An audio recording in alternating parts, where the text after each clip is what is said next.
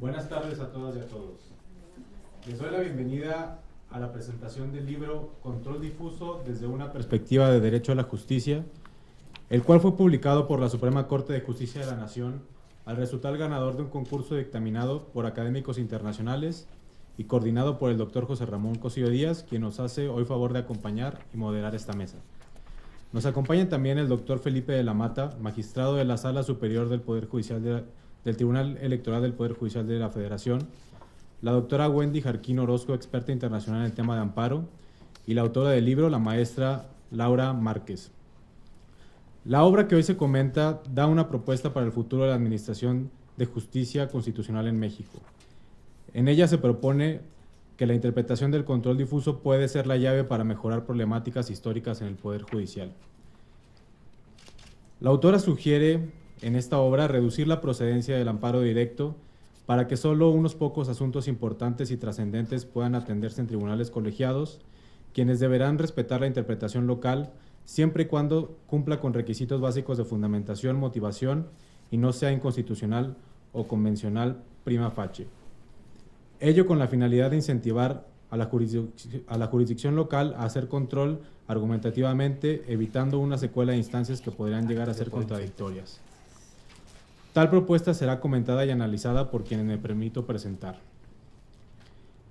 El ministro José Ramón Cosío Díaz es abogado por la Universidad de Colima, maestro en Derecho Constitucional y Ciencia Política en el Centro de Estudios Constitucionales de Madrid, maestro en Derecho por la UNAM y doctor en Derecho por la Universidad Complutense de Madrid. Ha publicado más de 25 libros y ha sido catedrático en instituciones nacionales como el Instituto Tecnológico Autónomo de México, la UNAM y la Facultad Latinoamericana de Ciencias Sociales, entre otras. Es miembro de importantes instituciones académicas, científicas y profesionales, como el Sistema Nacional de Investigadores, como investigador nacional nivel 3, el Colegio Nacional, y es columnista en los periódicos El País y El Universal. Actualmente se desempeña como ministro de la Suprema Corte de Justicia de la Nación y como profesor en el ITAM. La doctora Wendy Jarquín Orozco es licenciada en Derecho por la Universidad Nacional Autónoma de Nicaragua, doctora en Derecho por la Universidad de Castilla-La Mancha con mención cum laude e investigadora en la Universidad de Wrocław en Polonia. Ha sido letrada de la Sala de lo Constitucional de la Corte Suprema de Justicia de Nicaragua, catedrática de la Universidad Castilla-La Mancha en la Facultad de Ciencias Jurídicas y Sociales de Toledo y en diversas instituciones en países de Iberoamérica. Actualmente es asesora de investigación del Centro de Capacitación Jurídico Electoral del Tribunal Electoral del Poder Judicial de la Federación. El magistrado Felipe de la Mata Pisaña es abogado por la Escuela Libre de Derecho con mención especial, maestro en Derecho por la Universidad Iberoamericana y doctor por las Universidades Panamericana y Universidad de Castilla, con mención honorífica y cum laude respectivamente. Ha publicado y coordinado más de 14 libros y ha sido catedrático de la Escuela Libre de Derecho, la Universidad de Salamanca y Castilla-La Mancha y en diversas instituciones nacionales e internacionales. Fue magistrado y fundador de la Sala Especializada del Tribunal Electoral y actualmente es magistrado de la Sala Superior del Tribunal Electoral del Poder Judicial de la Federación. Y finalmente, la autora del libro, la maestra Laura Márquez Martínez, es abogada por la Universidad Autónoma de Querétaro, donde fue catedrática, especializada en Derechos Humanos por American University School of Law, maestra en Derechos Humanos por el Instituto Tecnológico Autónomo de México y máster en Argumentación por la Universidad de Alicante. Ha laborado en el Tribunal Superior de Justicia del Estado de Querétaro, en un tribunal colegiado en materia penal y en la Corte Europea de Derechos Humanos. Fue secretaria auxiliar en la Suprema Corte de Justicia de la Nación y actualmente es secretaria de Estudio y Cuenta en la Sala Superior del Tribunal Electoral. Sin más, agradezco el uso de la palabra al moderador, doctor José Ramón Cosío Díaz. Muchas gracias. Muchas gracias a Juan Pablo Alemán, un querido amigo. No me gusta ir colaborador porque siempre da la impresión de que uno es ahí el jefazo y somos un conjunto de personas que trabajamos juntos y la pasamos además muy bien. Gracias, Juan Pablo, por la presentación y por muchas atenciones. Yo debo hacer dos cosas esta tarde, o tres cosas: presentar el libro, ser moderador y después ser comentarista. Pero como no los quiero aburrir haciendo estas tres cosas, voy a reducirme a dos. Primero voy a dar el uso de la palabra en el orden que me han planteado aquí a quienes van a ser y han sido debidamente presentados, y después me gustaría hacer un comentario sobre el libro y sobre un asunto que me preocupa mucho en relación con el control difuso. Entonces, en primer lugar, le daré el uso de la palabra a la doctora Wendy Jarquín Orozco. Aquí dice 17 minutos, ella leyó que tenía 17 minutos, me pidió que iba a hacer uso un poco más de la palabra y yo le enseñé esta tarjeta que dice su tiempo ha concluido, entonces ella sabe de antemano que va a estar en una condición apretada. Pero como somos aquí todos muy generosos y liberales, le vamos a dar un poquito más de tiempo antes de sacar esa tarjeta. Así es que adelante, doctora, por favor. Buenas tardes. En primer lugar, quiero expresar mi enhorabuena y mi agradecimiento a la maestra Laura Márquez Martínez por haberme permitido aprender a partir de la lectura del libro que hoy tengo el honor de presentar en esta mesa junto a dos grandes juristas del país, como son el ministro José Ramón Cosío y el magistrado Felipe de la Mata Pizaña. Para mí es realmente un honor el compartir esta mesa con ustedes. El libro que hoy se presenta, podemos decir que define el camino que se ha seguido en México a fin de construir el modelo de justicia constitucional en el cual el amparo ha jugado un papel trascendental.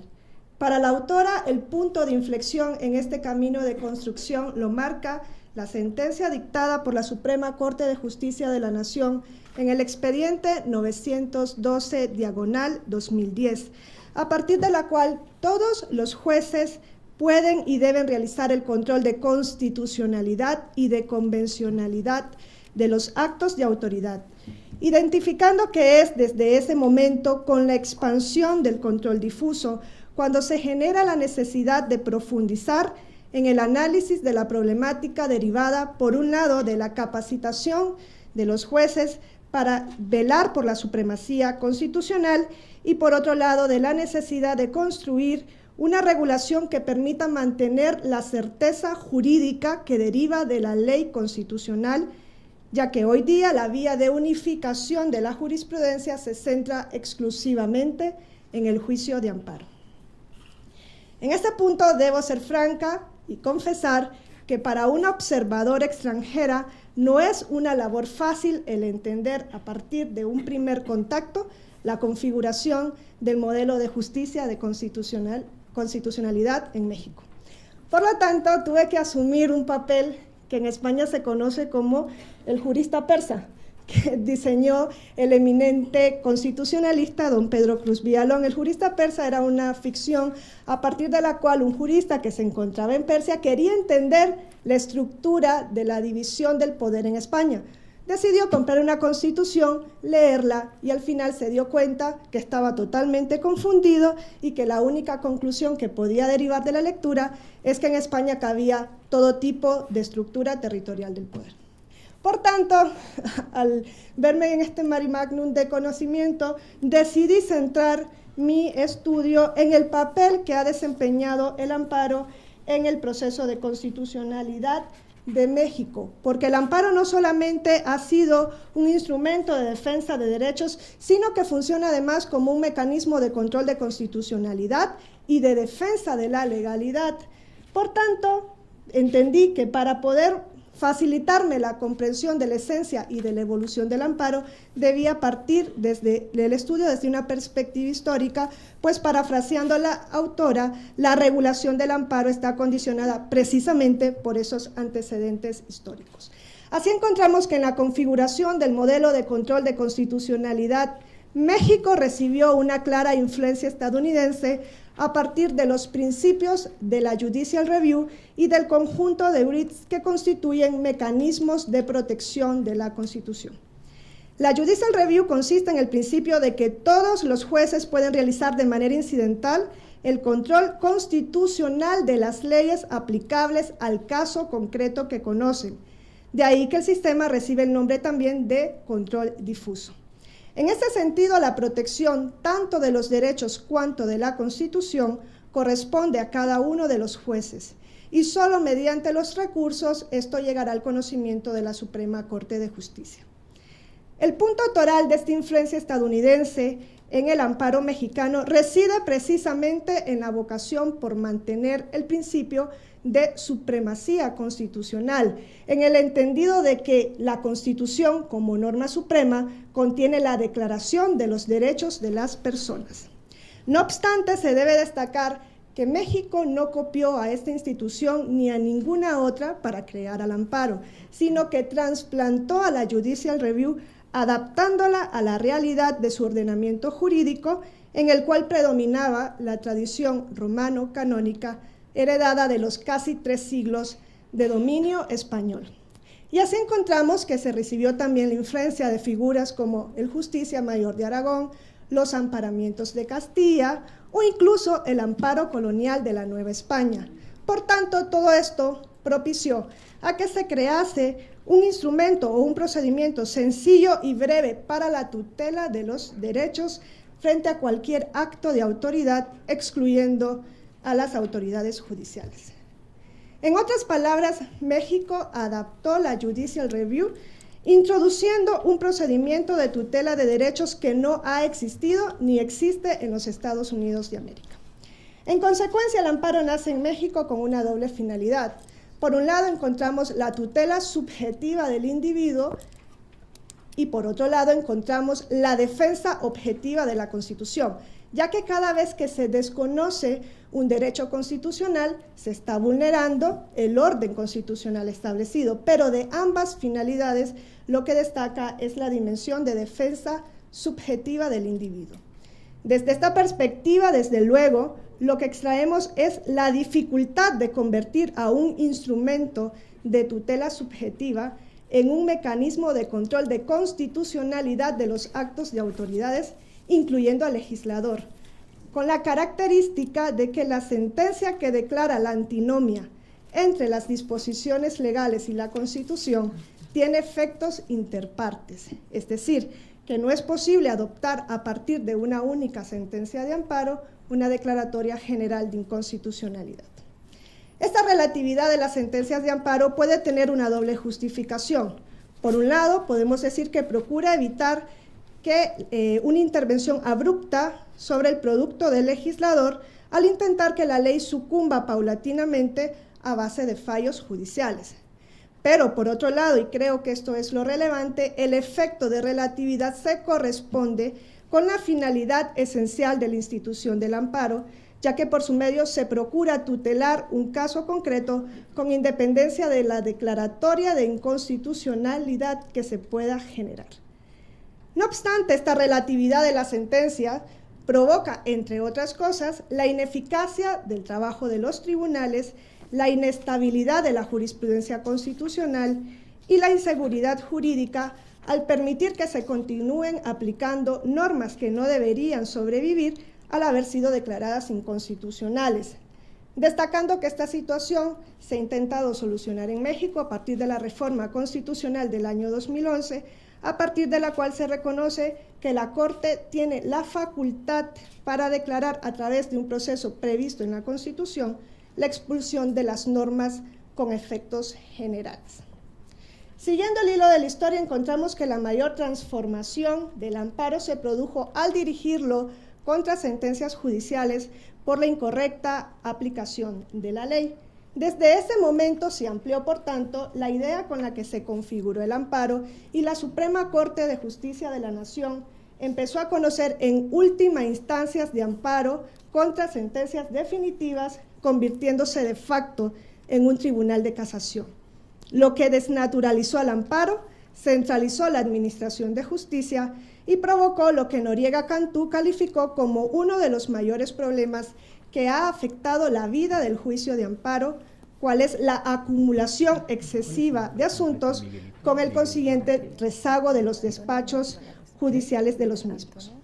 Es por esta razón que la autora considera que este amparo debe ser limitado, entre otras cosas, para que los tribunales locales no vean vulnerada su autonomía a partir de la revisión de sus fallos por parte de órganos federales, para evitar la dilación de la justicia y porque la existencia de una cadena de instancias no garantiza que los tribunales superiores sean infalibles. Volviendo al modelo de control de constitucionalidad mexicano y con base en las razones apuntadas, es que considero que hasta la reforma constitucional de 1994, lo que existía en México era un control difuso, ya que la revisión de la constitucionalidad de las leyes se realizaba únicamente en el caso particular por parte de los órganos del Poder Judicial de la Federación y no de un tribunal ad hoc, como es el caso de un tribunal constitucional. Recordemos que Kelsen diseñó al Tribunal Constitucional para que éste realizara un juicio de compatibilidad lógica entre dos enunciados abstractos, la Constitución y la ley, completamente desprovisto de valoraciones subjetivas, ya que la función de este órgano no iba a consistir en aplicar normas a un caso concreto, sino en realizar el control de constitucionalidad a partir de una acción abstracta con efectos ex nunc y erga omnes, es decir, frente a todos. Si bien la función de este órgano ha evolucionado y hoy día los tribunales constitucionales han pasado de ser legisladores negativos para convertirse en cuasi legisladores positivos, encontramos que la esencia de este órgano radica en ese control de constitucionalidad, ya que controlar los actos del legislador es lo único que define la labor del Tribunal Constitucional. Y sí, como pueden ver, algunos tribunales constitucionales europeos hoy día tienen competencia en materia de tutela de derechos, esa competencia no forma parte de la esencia de los tribunales constitucionales, sino que constituye una reminiscencia histórica, pues en Europa desde el siglo XIX, la tutela de los derechos constitucionales se ha concentrado en un tribunal superior. La reforma de 1994 introdujo, por tanto, un nuevo elemento al sistema, como fue la acción de inconstitucionalidad, siguiendo las pautas de un control concentrado. Esto es, un control abstracto que no requiere la aplicación de la ley a un caso concreto ni requiere de un agravio directo, la concentración ante la Suprema Corte de Justicia de la Nación y efectos generales de inconstitucionalidad. Por tanto, a partir de ese momento se puede hablar de un sistema mixto de control de constitucionalidad, donde convive el control concentrado y el control difuso a la mexicana. ¿Por qué un control difuso a la mexicana? Por la ausencia del precedente vinculante, que es un elemento que sí existe en los Estados Unidos de América como elemento unificador de la doctrina, y más aún porque el control se lleva a cabo a través de un instrumento procesal específico, una acción de naturaleza o esencia subjetiva. En esta aventura del conocimiento encontramos que la Suprema Corte de Justicia de la Nación dio un golpe de timón en la sentencia dictada en el expediente Varios 912/2010 al ampliar el control difuso hacia los tribunales locales, o en otras palabras, al reconocerles jurisdicción constitucional a partir de la facultad de inaplicar una norma que consideren contraria a la Constitución o a los tratados internacionales. Pero ello no debe significar que los jueces locales no tuvieran la facultad y, más allá de ello, la obligación de interpretar y aplicar la Constitución a los casos concretos que conociesen, porque la Constitución es la norma suprema de la nación y la principal fuente del derecho, por lo que todas las autoridades judiciales, incluso las administrativas, están obligadas a tomarla como la base de sus decisiones. Dicho esto, coincido con la autora en que ha llegado el momento de analizar la problemática que se ha derivado a partir de la ampliación de la jurisdicción constitucional, destacando que cada vez que un juez estatal inaplica una ley o una parte de la ley por inconstitucional o inconvencional, la misma pervive para otros casos, con lo cual se genera una indeseable situación de inseguridad jurídica, haciéndose necesaria la introducción de lo que la autora describe como elementos de ajuste que provean de certeza jurídica a los justiciables. En este sentido, la autora destaca que conforme a la regulación actual, el elemento de ajuste o de unificación de criterios se encuentra en el juicio de amparo, con lo cual se estaría poniendo a hombros de esta institución una nueva carga que podría conllevar a un aumento de casos con el consiguiente rezago de los asuntos judiciales, lo que impactaría en el cumplimiento de plazos razonables para impartir justicia y lo que vulneraría el derecho a la tutela judicial efectiva o el derecho de acceso a la justicia. Finalmente, y parafraseando a la autora, debemos reconocer que no existen sistemas puros de control de constitucionalidad, sino que cada país adapta los elementos de cada uno a sus propias necesidades. No obstante, también es cierto que en esa amalgama debemos tener cuidado de no introducir elementos distorsionantes. Y aquí me detengo para destacar que el derecho a la tutela judicial efectiva o el derecho de acceso a la justicia se ve influenciada por la naturaleza del proceso al que nos referimos.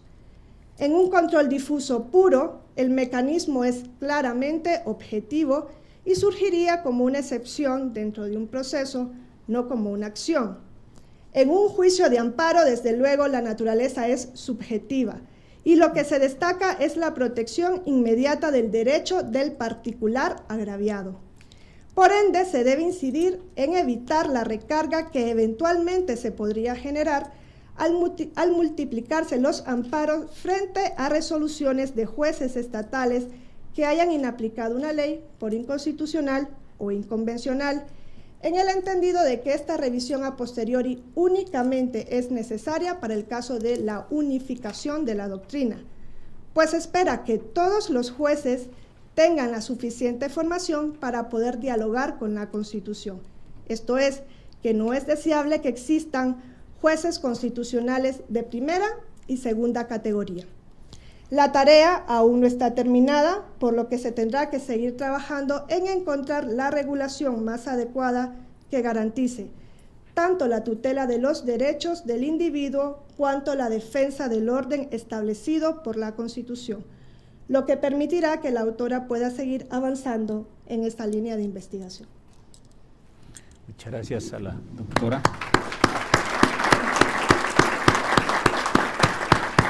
Agradecemos mucho sus comentarios, doctora, y cedo el uso de la palabra al magistrado Felipe de la Mata. Muchas gracias, señor ministro. Para mí es un gran gusto estar la tarde de hoy con, pues claro, mi amiga Wendy, con el señor ministro, pero también, por supuesto, con Laura, que en poco tiempo se ha ganado el cariño de la ponencia, lo cual se nota en la presencia de todos. Así hubieran ido a la presentación del libro que coordiné la semana pasada, ¿no? Pero bueno, se agradece, ¿no? En fin, vamos a comenzar. La pregunta principal que se plantea el libro consiste en ¿cómo interpretar el control difuso para mejorar la justicia en México? El libro se concentra en el amparo y en cómo deben actuar los jueces. Quisiera enfocarme esta segunda pregunta. El libro comienza citando a Ferrajoli. Una aproximación realista al derecho y al concreto funcionamiento de las instituciones jurídicas es absolutamente indispensable. Y previo, si no se quiere caer en la opuesta y no menos difusa falacia idealista y normativista de quien confunde el derecho con la realidad, las normas con los hechos, los manuales de derecho con la descripción del efectivo funcionamiento del derecho mismo. Termina la cita. Esa es la idea principal que intenta desarrollar el libro y es lo que quisiera destacar. La manera de hacer que los derechos sean plausibles, que no se queden en un discurso de derechos, sino que sean realmente exigibles por las personas, es a través de un funcionamiento efectivo de las instituciones y específicamente de la eficiencia del Poder Judicial. Sin duda, el interés por el funcionamiento del Poder Judicial es algo que compartimos la mayoría de esta mesa. De alguna manera, tenemos un pie en la academia y otro en la labor judicial. Estoy convencido de que solo mediante el diálogo entre ambos mundos, el académico y el jurisdiccional, es posible generar una reflexión y un cambio en las instituciones jurisdiccionales. La academia, que proviene de operadores judiciales, es valiosísima, porque visibiliza problemas que se observan desde el interior de la institución. Sin duda, el rezago judicial y otros problemas sobre los cuales habla el libro y que son bastante evidentes desde el exterior. Pero precisamente lo enriquecedor de una crítica académica desde el interior de la institución judicial es que tiene el potencial de constituir un factor de cambio. Mi carrera judicial y gran parte de mis trabajos académicos son desde la perspectiva que me ha dado el Tribunal Electoral. Siempre digo que soy muy académico para los prácticos y muy práctico para los académicos. Listo. Y me parece que desde esta perspectiva es desde donde puedo aportar al análisis del libro. Laura me comentó que el Tribunal Electoral es un mundo distinto a la Corte y al Consejo, porque es un tribunal que se atreve a hacer cambios. Y creo que una manera de explicar lo que quiere decir el libro es haciendo un comparativo con esfuerzos que de hecho ya suceden en un tribunal mexicano.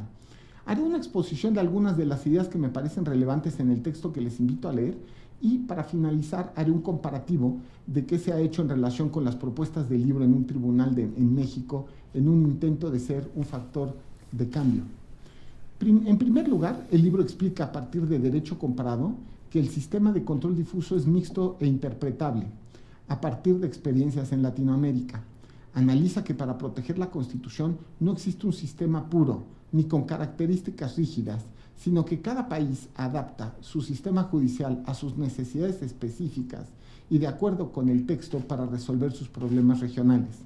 Por ello, propone que el control difuso debe interpretarse de manera que funcione como una llave para solucionar conflictos en la estructura judicial mexicana. Ello implica un constante replanteamiento de las figuras jurídicas desarrolladas en el contexto de un control centralizado fallido que conocemos hasta la fecha y que estamos ante la posibilidad de mejorarlas. Argumenta que es necesario descentralizar la justicia. La centralización del control de constitucionalidad-legalidad en México solo construye múltiples instancias que a su vez generan retraso judicial y vulneran la autonomía de los tribunales de los estados. El texto comprueba con estadísticas que de seguir la tendencia actual para el año 2031 se tendrá un rezago casi similar al número de asuntos que ingresen y se perderá por completo la capacidad de completar los asuntos rezagados en términos de libro. Algunas de las razones que da para apoyar esta descentralización del control constitucional son, primero, que la jurisdicción de primera instancia es la que adquiere una mayor sensibilidad para entender el sentido de las leyes y su afectación en los justiciables, pues lo perciben día con día en las audiencias de pruebas, alegatos. Es el juez el que conoce directamente las circunstancias del caso, ya que forma el expediente y puede acercar la justicia constitucional a los ciudadanos en los casos concretos. Segundo, porque impulsa la eficacia horizontal de los derechos fundamentales, en tanto permite que se interpreten los derechos desde los casos entre particulares, que se ventilan precisamente ante los juzgados ordinarios. Si entendemos que los derechos no solo pueden ser vulnerados por las autoridades, sino también por los particulares, y que como prerrogativas inherentes al individuo, el Estado debe protegerlos también en las relaciones entre personas, favoreciendo que permeen en la sociedad, comprenderemos lo trascendente que es que los jueces de primera instancia realicen un control constitucional para protegerlos. El libro propone que muchas veces los tribunales federales pierden conciencia de que la interpretación constitucional forma parte de un contexto fáctico, de una realidad. El control difuso permite que la persona que conoce esta realidad, juez local, observe si es constitucional la norma aplicable en el caso concreto y dadas las circunstancias de las partes. Finalmente, ¿por qué esta descentralización permite la eficacia del sistema? Pues si los jueces asumen la tarea de controlar la constitucionalidad, no tendremos que esperar que todas las dudas interpretativas tengan que ser primero ventiladas y resueltas por tribunales colegiados e incluso por la Corte. En cambio, si no asumen esas funciones, la densidad de las decisiones de la jurisdicción federal se seguirá concentrando y retrasando el sistema. En suma, propone que es innecesario que se revise una y otra vez la misma cuestión, pues lo idóneo es que desde el principio se realice un estudio adecuado y completo. Es indispensable incentivar la argumentación como elemento prioritario y como condición de viabilidad del control difuso, también afirma. Tener jueces que dialoguen con la Constitución no implica que en todo momento tengan que realizar un ejercicio metodológico de ponderación, ni que en cada caso tengan que crear una norma a partir del balance de principios. En cambio, sí significa que los jueces deben adquirir una habilidad para razonar a partir de derechos y de principios constitucionales, no limitándose a la subsunción que ciertamente se irán realizando, sino entendiendo e interpretando las normas en el caso concreto. Ese entendimiento y habilidad conlleva una inminente necesidad de mejorar la argumentación, es decir, saber entenderlo y saber transmitirlo a los justiciables. La argumentación es un factor fundamental para la renovación y mejora de la función judicial. Por medio de ella, los juzgados locales podrán legitimarse ante la sociedad y ante los demás órganos del Poder Judicial. Finalmente, la autora propone que la Suprema Corte debe delegar responsabilidades para quedarse verdaderamente con los medios de control que son de su exclusivo conocimiento. Considera necesario que se restrinjan los criterios de admisión para los amparos directos en revisión y las solicitudes de ejercicio de facultad de atracción, permitiendo que los colegiados se pronuncien al respecto y siempre con deferencia a lo que los juzgados de primera instancia tengan que decir. Al leer todo lo anterior, concluí que los mismos problemas que aquejan a otras materias del Poder Judicial también se suscitan, al menos parcialmente, en el Tribunal Electoral. Y en cierta medida hemos adoptado algunas de las propuestas que sostiene el libro. Esto lo he reflexionado con Laura y me parece interesante. Me gustaría dar algunos ejemplos porque creo que refuerzan que las ideas propuestas son posibles, ¿no? A mí platicar con Laura me ha ayudado justo para tener una visión, digamos, de la otra parte del Poder Judicial, que por cierto pues es la más grande. Lo que pasa es que yo solo he estado del otro lado, ¿no? Por decirlo de alguna manera, el Tribunal Electoral podría entenderse como un ejemplo piloto, una muestra de que cambios como el que se propone no solo suceden en tribunales extranjeros, internacionales o con reformas tan grandes como la de 1994. El libro habla de experiencias constitucionales comparadas en las que se ha ido adaptando el sistema judicial a las necesidades del contexto. El ejemplo clásico es el estadounidense Marbury contra Madison. Pero en México también tenemos cambios considerables que han surgido desde la jurisdicción. A partir del RAP 17 de 2006, se creó la existencia del procedimiento especial sancionador, un juicio sumario que permite dar justicia rápida para casos que no encontraban solución pronta dentro del sistema. Por su parte, la descentralización en los órganos judiciales ha sido una labor constante en esta integración de la Sala Superior, mediante una interpretación que pues justamente da competencia y da entidad al federalismo mexicano. La cantidad de asuntos que se reencausan a los tribunales locales se ha incrementado considerablemente y en consecuencia la Sala Superior, como última autoridad en la materia, tiene más posibilidades de desentrañar con tiempo los problemas jurídicos que se le presentan. Otro ejemplo reciente es que justo la semana pasada la Sala Superior dictó el recurso de reconsideración 214, en el que determinó que como órgano de última instancia puede elegir los casos que va a resolver porque son importantes y trascendentes independientemente de la cuestión de constitucionalidad, ello de una manera, digamos, paralela al certiorari norteamericano. En el recurso de reconsideración, la ley establece que solamente puede conocer la Sala Superior de aquellas sentencias en las que haya habido inaplicación. Y la Sala ha hecho inaplicación de una ley.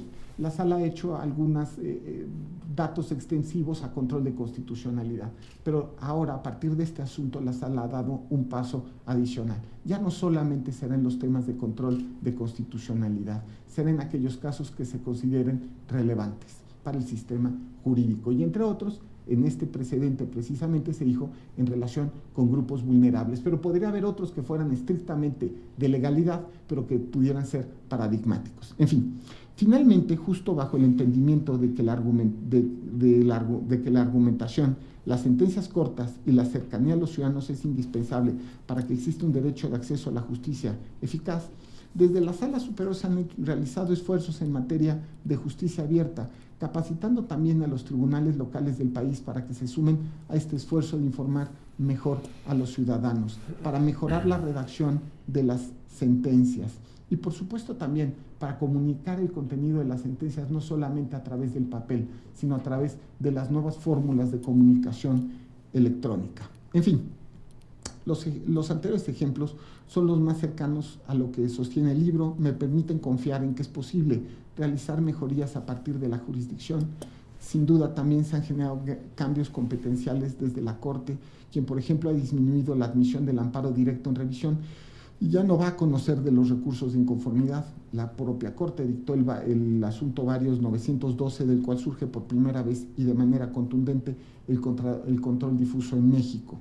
De todos estos ejemplos compartidos en el Poder Judicial, con los que quisiera quedarme es con la importancia de realizar estos esfuerzos. En mi ponencia, visible para todos, se ve que a Laura le gusta, hemos escrito una frase que dice: vanguardia o morir.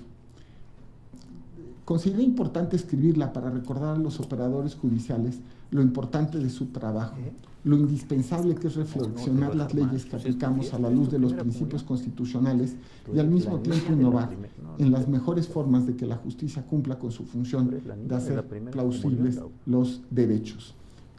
Considero que es una propuesta valiosa precisar que en eso consiste el control difuso, en reflexionar la ley a partir de los principios constitucionales y precisamente a partir de ellos interpretar de la manera más favorable el derecho adjetivo, las reglas que determinan la eficacia del derecho y el acceso a la justicia.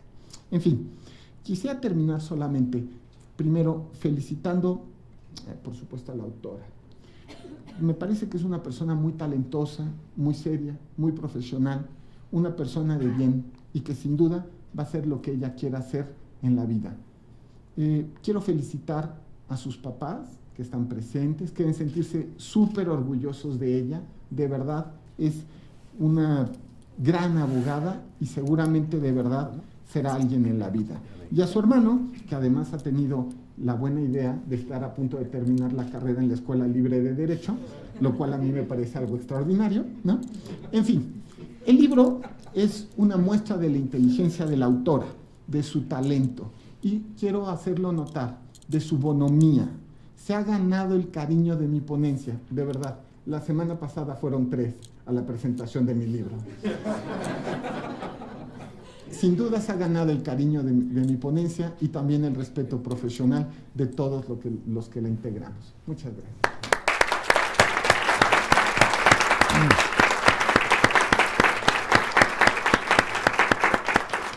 Antes de cederle el uso a la palabra a Laura, voy a cumplir ahora sí mi función de comentador. Lo primero es que quiero felicitar a Laura por haber elegido el ITAM para estudiar Derecho. Fue una muy buena, muy querida alumna. Muy bien, entonces ahí hagan ustedes lo propio.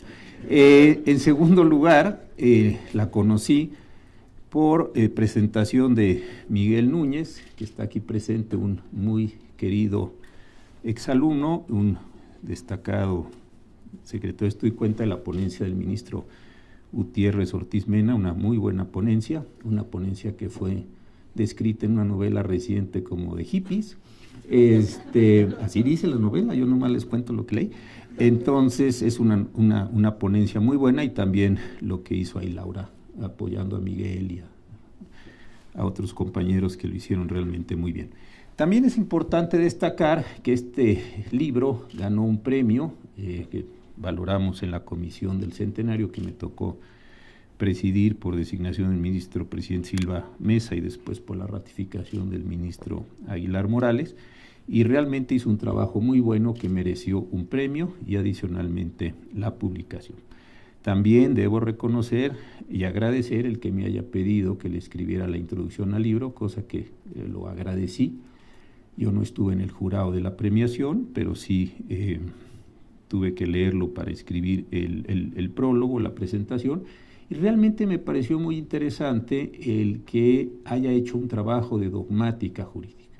Parece una trivialidad, pero hoy la gente le gusta escribir de teoría del derecho, le gusta escribir de cosas en las que no hace historia, consecuentemente cree que las instituciones cayeron como meteoritos una tarde cuando tiene una larga y muy compleja evolución, y entonces se habla de cosas así nada más, y me parece que es un trabajo que tiene una referencia histórica, que entiende parte de los problemas, desde luego no todos, porque la historia del control difuso en México es mucho más compleja que esto. Es un problema de una tensión originaria entre un modelo que a mí me parece y como le decía la doctora Jarquín, un modelo propio inentendible con ninguna otra categoría, no porque sea mejor o peor, simplemente porque tiene una evolución propia y se fueron resolviendo problemas prácticos que nos fue presentando la historia nacional.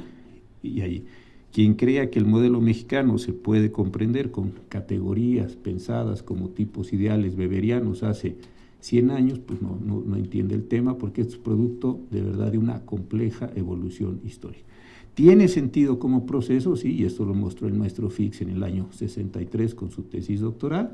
Tiene formas de reducción de un proceso general a categorías propias de la teoría general del proceso, sí. Pero ¿por qué apareció el amparo judicial? ¿Por qué se redujo? ¿Por qué la suspensión es así? ¿Por qué la suspensión es asado? ¿Por qué los efectos generales? Todo eso tiene una larga historia y un proceso largo de consolidación. Y esto me parece que lo hace muy bien Laura en el libro de tratar de encontrar los procesos. El control difuso en México tiene, eso no está escrito en el libro, pero sí tiene una historia muy intermitente. Aparece en el 19 y desaparece, vuelve a aparecer en el 20 y desaparece. Tiene un momento espectacular en la sentencia de la compañía telefónica de Sabinas que dicta el ministro Fraga, integrando la entonces segunda sala, la sala administrativa. Viene una discusión importantísima de los mejores juristas de la época, don Antonio Martínez Báez, don Antonio Carrillo Flores, el propio Fraga, es decir, una serie importantísima. Tiene un momento espectacular y después desaparece otra vez. Estamos en el sexenio del presidente Ávila Camacho, es un momento de enorme centralización política de México y vuelve a tener un momento de aparición hasta los años 60. Don Mariano Azuela Rivera dice en una tesis de la tercera sala que él integraba la sala civil, dice casi textualmente lo que les voy a decir: el control difuso ha estado y no ha estado en el sistema jurídico mexicano, prevalentemente no ha estado y por ende no tiene que estar. Más o menos eso dice, no crean que es broma. Y entonces aparece esto y el control difuso no vuelve a aparecer y se entiende por la función política que se genera. Es hasta esta sentencia Radilla y está explicado en algún libro, no voy a hacer yo la apología de esto, donde tiene y vuelve a aparecer y parece que tiene algún sentido de existencia. Alguna persona crítica me dijo que en esa sentencia se había sacado el control difuso de algo que ni está en el artículo primero ni está en el artículo 133, y yo creo que tiene razón esta persona. No está ni en el primero ni en el 133 claramente establecido, pero sin embargo la Corte, como construcción jurisprudencial, como dice el magistrado Lamata, lo estableció ahí. Yo el único problema, y creo que es importante decirlo, que tengo con el libro, es que no creo que el control difuso sea como la vitacilina, que sirve para todo. No va a curar todos los males de la vida judicial del país. Eso sí, se los digo. No va a resolver el problema del rezado, no va a resolver el problema del amparo directo, no va a resolver muchas cosas porque esos problemas son de diseño. Y estamos metidos en una trampa. Por un lado, nos encanta hablar de los derechos humanos, la importancia de los derechos humanos, el control de constitucionalidad, de convencionalidad, y por otro lado queremos restringir el amparo. Estamos metidos en una trampa. Simultáneamente reformamos en junio del 11 el artículo primero y pocos días antes el juicio de amparo. ¿Cómo es posible que en el momento en que queremos proteger más derechos humanos, de mayor envergadura, con mayores facultades, con mayor procedencia, con mayores efectos, sea al mismo tiempo en que queramos cerrar la procedencia del juicio de amparo? Ahí estamos metidos en una trampa. Por supuesto que se puede hacer, diseños de estos hay muchos y muchísimas posibilidades, simplemente dejemos que los tribunales superiores de los estados y los tribunales de última instancia, federales o locales, resuelvan sus asuntos de manera final, y eso se puede hacer. No creo que se vaya a hacer en este momento de crisis de seguridad pública, no creo que se vaya a hacer en este momento de desarrollo de los derechos humanos, me parece muy complicado que en este momento se pueda decir, y los tribunales superiores de los estados son instancias finales. Nada más ustedes imagínense lo que se viene encima como crítica social y como crítica política, donde les digan a los yucatecos o a los campechanos o a los que ustedes quieran que lo dicho por su tribunal superior es última instancia. Yo creo que hay una revolución social. ¿Por qué razones? Porque no hay una confianza generalizada en los tribunales superiores de los estados y en muchos tribunales federales. Simultáneamente vamos a mutar de juntas de conciliación a tribunales federales laborales. En todo ese contexto me parece sumamente difícil. Creo entonces que lo que vamos a tener que encontrar son mecanismos internos bajo acuerdos generales. Y eso es un tema. Un tema completamente distinto es el del control difuso. Ahí sí coincido con el libro en que es un empoderamiento de jueces, pero si los jueces de primera instancia o de segunda instancia van a llevar a cabo control difuso, en el sistema actual esas decisiones van a acabar siendo revisadas por la sala.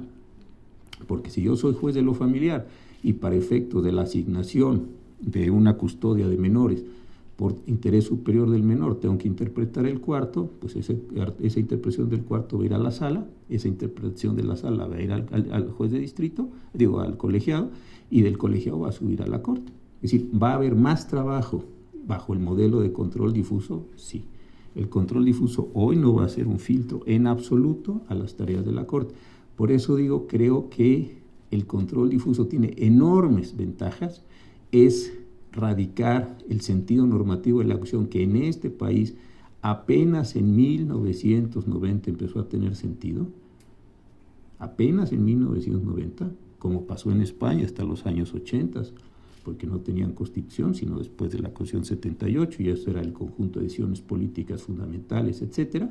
Creo que es un problema muy complejo también de permanecer, más allá de la ideología de que la Constitución es norma, que como ideología está bien, pero como realidad práctica es una cuestión completamente distinta. Creo entonces que va a resultar difícil hacer muchas más cosas del control difuso que permitir a los jueces controlar la constitucionalidad de las leyes mediante actos concretísimos de desaplicación. ¿Dónde se concentra la doctrina? Cuando todo eso sube a las salas o los plenos de circuito en un determinado momento. Pero antes de eso me parece que va a ser muy complicado. Entonces creo que el control difuso va a generar ciertos efectos, va a generar ciertas funciones, pero no va a corregir estructuralmente porque no es su función, ni funcional, ni normativa, ni política, de corregir estos excesos o esta abundancia que estamos viviendo en materia de control de constitucionalidad en general en el país. E insisto, en el momento en que estamos viviendo, ustedes nada más piensen si introducimos restricciones a la procedencia del juicio de amparo. Me parece que es extraordinariamente complejo, con desapariciones, torturas, juicios orales que no acaban de consolidarse, migraciones en justicia laboral, migración en justicia civil y familiar, migración o creación de tribunales militares, en fin, una gran cantidad de problemas. Creo entonces que nos tenemos que resignar a mantener durante algunos años, a efecto de evitar crisis social, que también para eso sirve el derecho, no solo para satisfacer teorías. Creo que es más importante satisfacer sociedades que teorías. Para eso me parece que vamos a tener que acomodarnos algunos años en ese mantenimiento de los asuntos que estamos viviendo. Después, cuando esto tranquilice, si es que algún día tranquilizamos la situación en la que estamos, podemos podar. Podemos hacer una poda procesal, orgánica, funcional, lo que ustedes quieran. Pero en este momento me parece extraordinariamente difícil. De las pocas válvulas de escape, pocas, y a veces no tan útiles, y a veces no tan funcionales, que tiene esta sociedad son los tribunales. Cerremos entonces la procedencia en tribunales y veremos cómo se ponen las cosas en este país. Ese es el único problema que tengo con un magnífico libro que ha escrito Laura, insisto, de dogmática jurídica, como debiera haber más en el país, analizar instituciones, analizar normas, analizar sentidos, analizar efectos, y no solo describir teorías generales del profesor A y del profesor B, normalmente extranjeros, para ver después cómo nuestra triste realidad se acomoda y cómo se desvía a esas construcciones. Esto es lo que me parece importante que estén haciendo personas como Laura y otros que están por aquí, que han escrito. Parece una cosa trivial y créanme, a mi parecer, que no lo es escribir sobre derecho, entender las funciones, ayudarnos a los que estamos en la función jurisdiccional, dándonos ideas, dándonos soluciones, explicándonos cosas que por la misma temporalidad con la que tenemos que resolver, no nos alcance el tiempo para ponernos ahí a discernir horas enteras acerca de los significados normativos.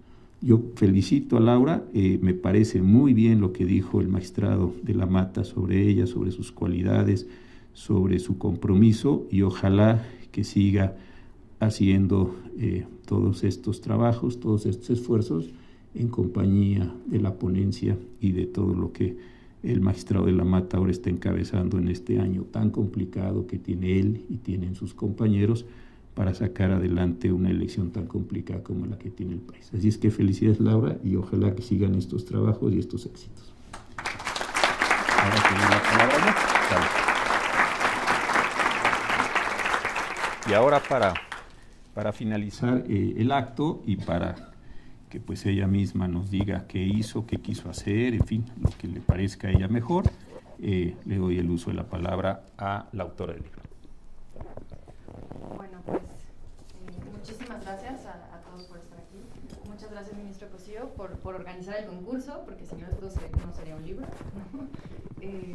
Muchas gracias por haber dictado el 912, que es, me parece, el inicio de algo que tiene que modificarse, que tiene que cambiar, pero es el inicio, es justo lo que trata de hacer el libro, ¿no? De decir, el Poder Judicial debe de empoderarse y seguir haciendo cambios.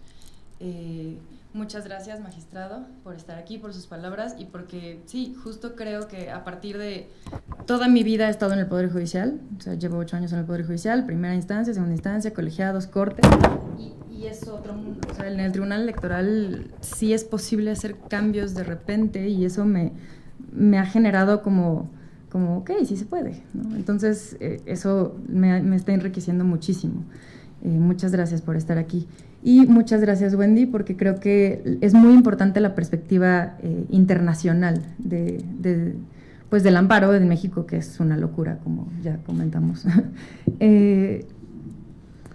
Y bueno, del amparo en realidad mi libro no se refiere a todo el amparo indirecto, no, solamente es de amparo directo, es exclusiva y específicamente en relación con este amparo. Y quisiera empezar, agradeciendo a todos por estar aquí, todos los aquí presentes, de verdad siento como mucho amor en el corazón de que estén por acá, y citando a Rabasa, que dice que agregar tribunal tras tribunal, así se sucedan 20, no es garantizar la justicia. El último estará siempre compuesto de hombres. Esta frase es un poco desafortunada en cuanto habla de hombres y no de personas, entonces carece de género, ¿no? Pero es muy afortunada en cuanto a que es cierto, o sea, entender que el acceso a la justicia es solamente que te den chance de entrar a un juicio, eso no te da acceso a la justicia. El acceso a la justicia es un todo. Es un todo muy complejo que implica la entrada a un juicio, el proceso que te lleva a un juicio y la salida de ese juicio. Implica un debido proceso que tiene muchas garantías y una sentencia, una respuesta que debe de ser eficaz. Y el factor adicional, y en eso se basa todo, es, bueno, el desarrollo de este libro es el tiempo, ¿no? Todos hemos escuchado que es mejor tener un mal arreglo que un juicio largo. Y pues tal vez es cierto, ¿no? En la Corte hemos tenido sentencias en las que antes sale la persona que estaba presa que tener una sentencia definitiva. Entonces, el acceso a la justicia no puede ser solamente a la entrada, tiene que ser también todo esto y en lo que se concentra principalmente es en el tiempo, en la celeridad que deben de tener el proceso. Entonces, el libro se basó en 3 líneas que yo trato de unir un poco así: el derecho de acceso a la justicia en el entendido de lo que acabo de explicar, el control difuso, que sin duda no es una vaselina y no va a solucionar todos los problemas. Vitacilina, una buena medicina, ¿no? Sin duda no es el remedio para todo, pero sí nos puede dar una luz. El primer capítulo del libro justo habla del sistema comparado, del control difuso en cómo se ha entendido. Como nos trataba de mencionar Wendy,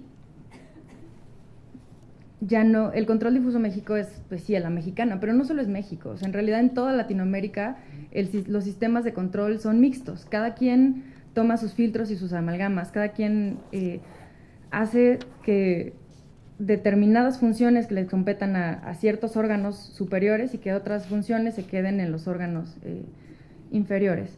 Bueno, no inferiores, porque justo está mal ese entendimiento, sino en los órganos más cercanos, en los órganos estatales, en los órganos que de hecho hay más y que están más cerca de la comunidad, son los órganos locales. Y a partir de este entendimiento de que el control difuso puede permitir interpretar el amparo y que podría entonces darnos más celeridad, que es parte del acceso a la justicia, la propuesta es justo restringir el amparo. Ahora, no significa restringir el amparo indirecto, no significa restringir el amparo en contra de omisiones, muchas cosas que que han pues mejorado últimamente. De hecho, hace pocas semanas volvió a salir el tema de la omisión, del amparo en contra de la omisión. O sea, el amparo está creciendo y de hecho el amparo crece cada vez más y a pasos acelerados. Y sin duda es un mecanismo que necesitamos los mexicanos, ¿no? Sin duda es muy importante, pero no se da abasto, ¿no? Justo el libro tiene estadísticas que ya un poco se mencionaron, pero si hacemos un comparativo desde el 2005 hasta el 2030, no importa que sigan creciendo los tribunales colegiados. O sea, por más que se suman y se suman año con año, el rezago sigue creciendo y las estadísticas van así. Entonces, no importa o sea, la respuesta es estructural. La respuesta no puede ser sumar personas para que resuelvan más. La respuesta tiene que ser, desde mi postura, cerrar el amparo directo. Y claro, esto es complejo, ¿no? Porque sí, estamos en una realidad en la que en el 2030 tendría que haber el doble de personas para poder, el doble de recursos materiales y recursos humanos para poder resolver los amparos que están pendientes al día. Para estas estadísticas me ayudó un compañero que es geógrafo y yo le decía, ¿en qué momento colapsa el sistema? Y me dice, pues es que el sistema ya está colapsado, ¿no? O sea, desde el momento en que hay un rezago ya hay un colapso. Entonces yo, bueno, pero entonces, ¿en qué sistema, en qué momento va a ser así como inaplazable, ya que no podemos hacer nada? Y veíamos, bueno, en el 2030 va a haber el doble de rezago judicial, aunque se sumen colegiados, aunque todo. Entonces, a ver, creo que es necesario un cambio. Es necesario y es urgente. Y esta propuesta no es algo que a mí se me ocurrió o que de repente, no sé, es una propuesta que desde 1955 existe, ¿no? Rabasa lo decía, el amparo legalidad es ilógico porque lo que hace es una instancia tras otra y entonces, pues eso no nos da justicia. Y creo que el problema justo se incrementa si consideramos que con el control difuso pues todos estudian lo mismo, ¿no? Al menos inicialmente el amparo era una división porque, como nos comentaba Wendy, era la legalidad, ¿no? Los jueces de primera instancia estudiaban legalidad y entonces los de federales de amparo podían estudiar constitucionalidad. Entonces cada quien tenía algo que hacer y todo tenía sentido, pero ahora no lo tiene. O sea, si antes no lo tenía, ahora mucho menos, porque justo como decía el ministro Cosío, entender el control difuso como es hasta ahora lo que está dando es más trabajo. Porque sí, más trabajo que llega a la Corte, que ve cuestiones de constitucionalidad, porque primera instancia estudia constitucionalidad y legalidad, segunda instancia también, amparo también y la Corte también. Entonces, entenderlo así, como todos pueden estudiar exactamente lo mismo, solo nos da más trabajo. Un sistema que debería de ser así, o sea, como de todos, en un nivel de pirámide en donde todo se estudia abajo y solamente lo más importante llega hasta arriba, ahorita en realidad pues no está sucediendo. En la Suprema Corte hay sesiones que duran, bueno, no que duran mucho, pero se ven 200 asuntos en un día. Entonces, pensar que un tribunal constitucional está teniendo estas funciones, pues diluye un poco la concepción que nos mencionaba Kelseniana de lo que se supone que debería de ser una Suprema Corte. Y esto pues resta tiempo para las cosas que realmente son importantes en la Suprema Corte. Entonces, la propuesta es justo que se quede en primera y segunda instancia. ¿Con esto se garantiza la justicia? Pues sí. Oye, pero es que no tienes una tercera. No, la propuesta es que sí haya una tercera, ¿no? Es primera instancia que estudia constitucionalidad, legalidad y pruebas, hechos. Segunda instancia que estudia lo mismo, ya tienes ahí la revisión, que es lo que son los parámetros internacionales que te dicen que sí existe acceso a la justicia, o sea, la revisión que estudia todos estos rubros, y solo en casos extraordinarios debería de poder los tribunales colegiados estudiar pues sí, un amparo. O sea, digamos, para los abogados, que el ADR lo estudien en realidad los colegiados. Ahora, claro, y este es el gran problema, ¿no? Esta discusión surge, ¿no? Sí hay que quitar el amparo, pero, y se comenta en las aulas, y curiosamente, pues no hay muchos libros que hablen de esto en realidad, porque, y yo creo que esa es como la bondad de esto, y justamente lo criticable. claro, como decía, ahorita pensar que solamente que tu juicio se va a quedar en segunda instancia nos da confianza, pues no, y hay pocos estudios que lo dicen, pero sí hay encuestas nacionales que ha hecho jurídicas que dicen que no hay una confianza en la primera y segunda instancia. Pero entonces, quedarnos así, quedarnos con esta resignación. El ministro Cosío decía, pues no, nos tenemos que resignar a estar a tener la esperanza en la jurisdicción federal. Pues yo creo que no, ¿no? O sea, si no, este problema que se planteó hace 50 años, Rabasa, otros 50 años lo vamos a mantener igual. ¿Cuántos casos va a tener el Poder Judicial Federal? ¿Cuántas personas más con sueldos mucho más grandes que los que tienen los tribunales locales tenemos que solventar? ¿Esa es la respuesta? Yo creo que no, yo creo que justo la respuesta no es enfocarse arriba, sino enfocarse abajo, a la justicia cercana a la gente, a la justicia de los jueces que conocen el caso, que tienen la cercanía con los justiciables. Y bueno, claro, o sea, evidentemente el control difuso y dejarlos que ellos interpreten, pues no es la solución ni el panacea. Es una sola pieza, que obviamente no es hoy 7 de junio, quito el amparo. No, claro que no, tiene que ser un proceso paulatino, que sí llevaría años, pero que sí creo que debe de ser contundente como fue la reforma en el penal, y contundente como en el 2011, la reforma constitucional de derechos humanos. Nos daba miedo, ¿no? Mucha gente a la fecha tiene miedo y dice, a ver, ¿cómo es posible que basándose en los derechos humanos nosotros consideremos que una persona que fue culpable en un juicio puede salir libre porque lo que le dio su culpabilidad fue que lo torturaron, ¿no? Pero es que hay criminales libres, no, es que es un costo muy alto. Pues sí, pero eso no significa que no podamos tener derechos humanos. Al contrario, creo que la solución es fortalecer a las instituciones, y no solo fortalecer a las instituciones, sino a las instituciones judiciales de primera instancia. Creo que lo que decían todos en la mesa sobre un trabajo que habla del Poder Judicial es algo que se debe de seguir. La respuesta está no solo en el derecho sustantivo, sino en el derecho adjetivo, el derecho que le da funcionalidad a los procesos. O sea, si no tuviéramos juzgadores, tampoco tendríamos derechos. ¿Quién los haría cumplir? Si no nos enfocamos en cómo funciona el Poder Judicial, en el derecho de acceso a la justicia, pues tampoco los derechos humanos van a tener sentido. Entonces creo que el paradigma que era del 2011 de derechos humanos y que todavía seguimos en pláticas de derechos humanos, tiene que cambiar. La base para que exista un paradigma de derechos humanos consiste en que haya un paradigma de acceso a la justicia que lo haga posible.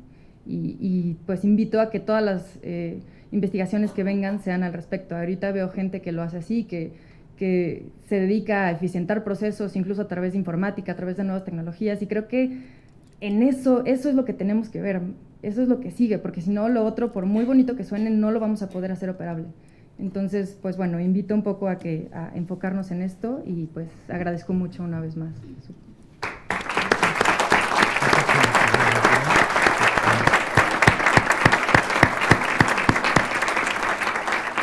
Les agradecemos a todos ustedes su presencia, a la doctora Jarquín su comentario, al magistrado de la Mata su comentario, a Laura estas palabras que ha dado al final de la presentación. Muchísimas gracias por su asistencia y nos vemos en el próximo libro que presentemos de Laura. Maestra, que le vaya muy bien. Hasta luego. Muy bien, Laura.